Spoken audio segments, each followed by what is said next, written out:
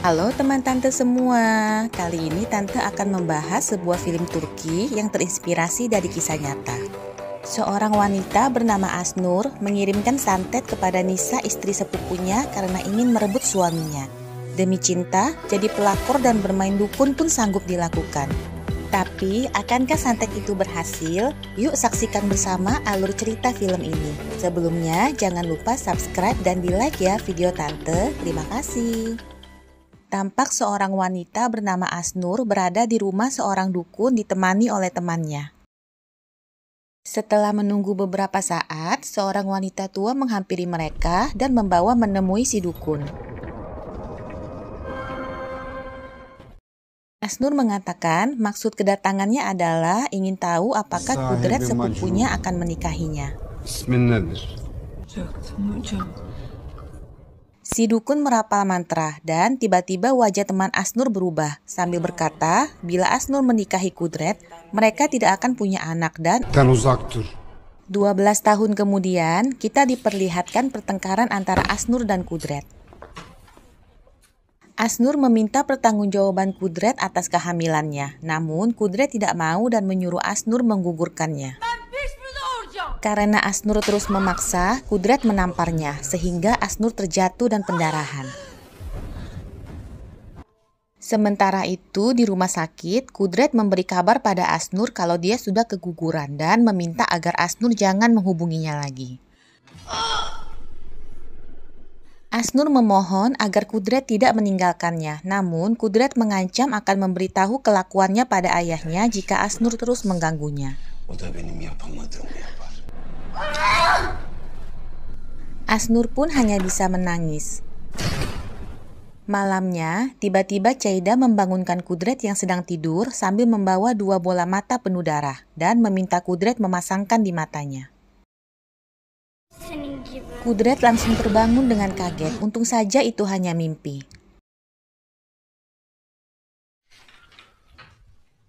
Setelahnya, dia mendatangi kamar Caida dan menyelimutinya. Asnur akhirnya pergi ke dukun yang ditemuinya 12 tahun yang lalu dan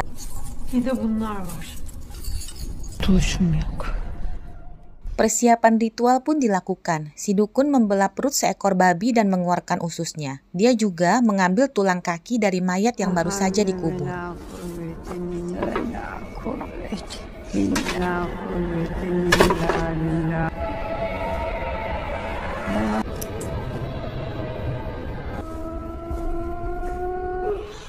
Sedangkan Asnur mampir ke rumah Nisa esok paginya untuk mengambil sesuatu milik Nisa yang bisa digunakan dalam ritual. Tadinya, Asnur akan mengambil helaian rambut Nisa yang ada di sisir, namun berubah pikiran ketika melihat pembalut bekas Nisa yang penuh darah. Asnur pun mengambil pembalut itu. Mungkin dipikirnya, darah lebih afdol dibanding rambut kali ya, teman tante. Ritual akhirnya dilakukan. Si dukun membalut usus babi yang sudah direndam darah dari pembalut Nisa dan melilitkannya ke tulang kaki manusia.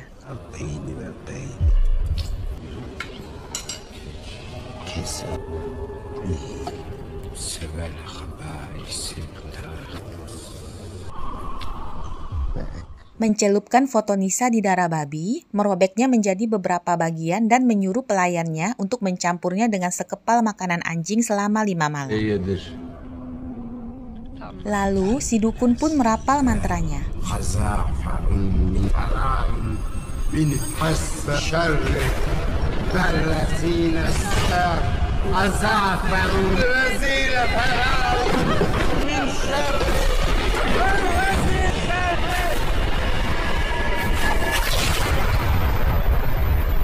Setelahnya, dia berkata bahwa pada hari kelima keinginan Asnur akan terkabul. Hitungan malam pertama dimulai. Caida saat itu sedang menyisir rambut neneknya. Tiba-tiba, sementara itu Nisa yang sedang tidur dibangunkan oleh suara alarm waktunya sholat subuh.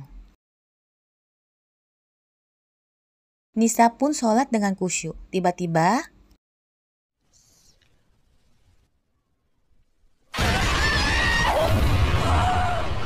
Dan ketika Nisa melihat ke atas, semakin banyak kepala babi yang berjatuhan. Esok paginya, saat sedang membereskan kamar Cheida, Nisa mendengar suara dari bawah ranjang.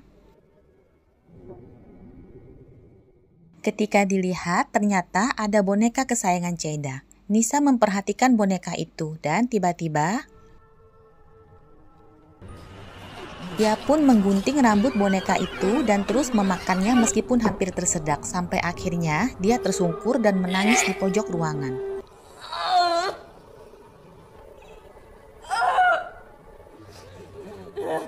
Malamnya, Nisa menceritakan kepada Kudret tentang kejadian yang menimpanya.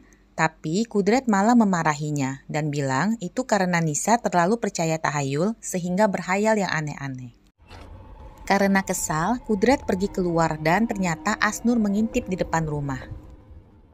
Malam kedua tiba. Asnur yang sedang tidur mendengar suara dentuman sehingga membuatnya terbangun dan melihat suaminya Ali yang sudah meninggal.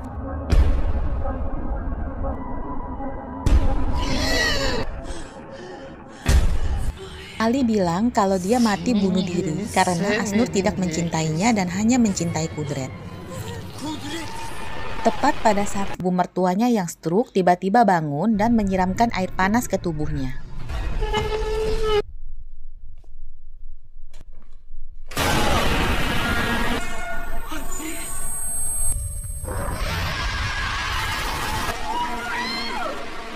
Nisa yang melihat itu menjerit histeris. Malam ketiga pun datang.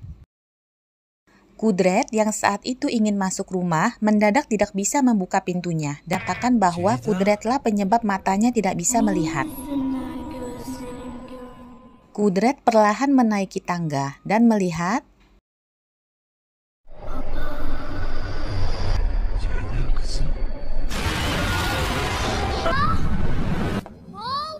untung saja Cheida datang dan menyadarkan halusinasi Kudret. Paginya, Kudret menceritakan kejadian yang dialaminya semalam pada Nisa dan memutuskan untuk menemui seorang ulama. Ulama itu mengatakan bahwa Nisa sudah kerasukan jin jahat dan dia bersedia untuk membantu mereka. Sementara itu, Nisa yang sedang menjahit mendengar suara memanggilnya dan suara batuk-batuk dari arah kamar mandi.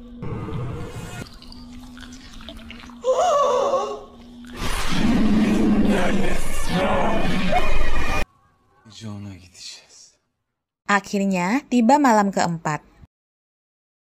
Asnur baru saja selesai mandi dan mengeringkan rambut. Tiba-tiba listrik padam. Dia pun menyalakan lilin dan mendadak mendengar suara-suara dari kamarnya. Perlahan itu hasil hubungan mesum. Nisa mendekati Asnur dan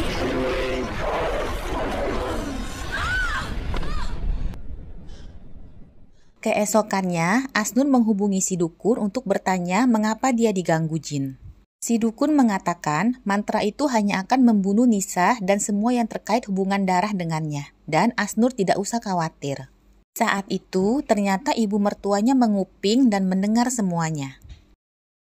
Sementara itu, Nisa yang sedang bersama Cheida tiba-tiba mengambil seutas tali, mengikatkannya di sebuah lampu gantung dan lalu mengalungkan di lehernya sendiri.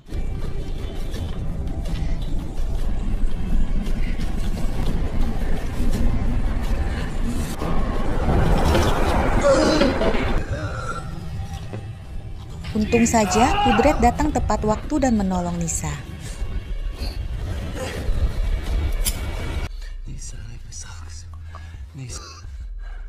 Malamnya, Kudret dan Nisa bersiap untuk berangkat menemui sang ulama dan menitipkan Nisa pada ibu mertua Asnur. Sementara itu, Asnur yang sedang makan sendirian di rumah tiba-tiba melihat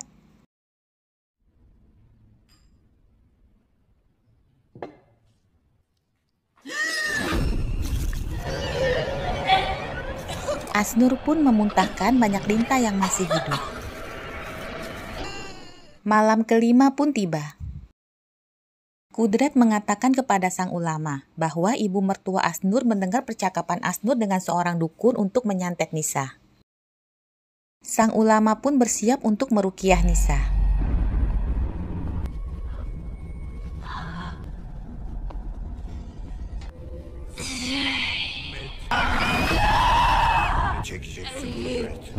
Mineşşeytanirracim. Bismillahirrahmanirrahim. Sang ulama segera menahan Nisa dan menyuruh Kudret mengikat Nisa di bangku. Ey Allah'ın düşmanı!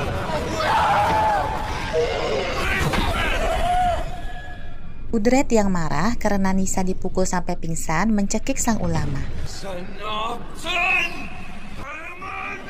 Dan sang ulama akhirnya sadar bahwa yang kerasukan adalah Ceidah, bukan Nisa. Rupanya, pembalut yang diambil Asnur waktu itu adalah milik Ceidah. Itu sebabnya kenapa Asnur juga mati, karena Asnur terkait hubungan darah dengan Ceidah, dia tantenya. Beda dengan Nisa yang hanya istri sepupunya. Namun, kisah ini sendiri di Turki terinspirasi dari kisah nyata, di mana satu keluarga yang terdiri dari ayah, ibu, dan anak ditemukan meninggal di ruang bawah tanah sebuah masjid. Dan menurut pengakuan sang ulama yang membantu mereka, satu keluarga itu meninggal karena anak mereka kesurupan. Demikianlah teman tante akhir film ini yang meninggalkan ending yang menggantung. Tapi semoga kalian suka ya ceritanya. Seperti biasa, jangan lupa di like ya video tante ini. Dan buat yang belum subscribe, jangan lupa di subscribe. Terima kasih dan sampai jumpa.